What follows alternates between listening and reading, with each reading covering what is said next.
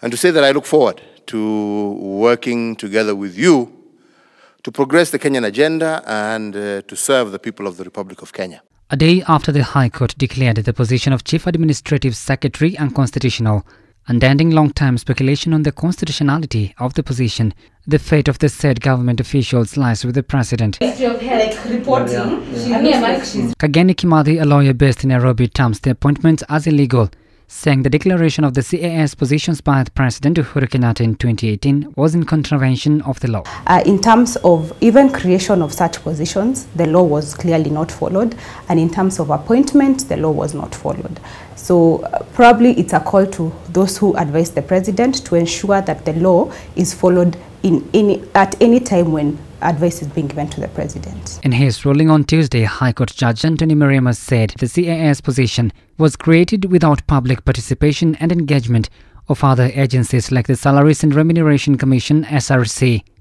Do swear that I will at all times be faithful to the Republic of Kenya. The decision comes as a heavy blow to President Uhuru Kenyatta's administration and political structure. However, for Kageni, the court ruling on Tuesday could in one way or another affect the fight against COVID-19 pandemic. The ruling came 3 years after activist Okiya Mtate moved to court challenging the appointment of the officers and creation of the office of the CAS, terming it unlawful. But why would the court take so long to give the verdict? We have to give credit to the court because even if you look at the judgment, it's 99 pages, and writing 99 pages requires a lot of research that goes into it.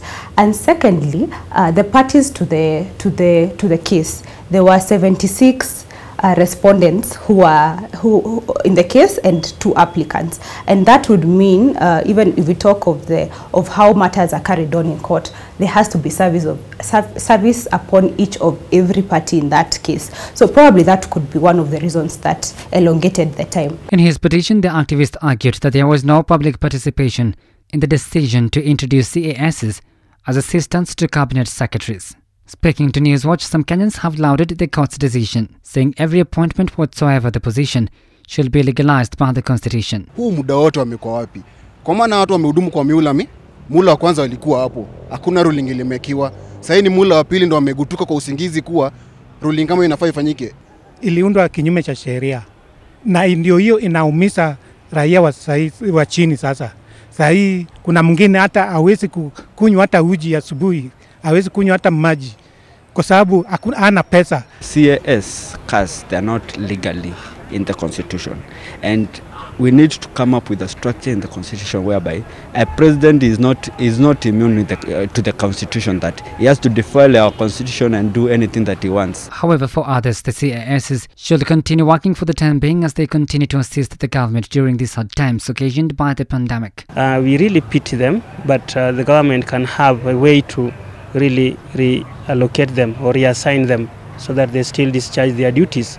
But the ruling of the court is binding, and we expect our head of state to really take that into account whenever he's creating positions in the future. Some beneficiaries of the new creation in 2018 include Health CAS Mercy Mwangangi, former Nairobi County Assembly Speaker Beatrice Elachi, Industrialization and Trade CAS David Osiani, Education CAS Zaki Nuthia, politician Wavinya Ndeti, among others. Kageni says the practicality behind the appointment of the CASs might be a challenge, bearing in mind the President only has a few months before his time elapses. What we should be looking at is the future. What happens in future?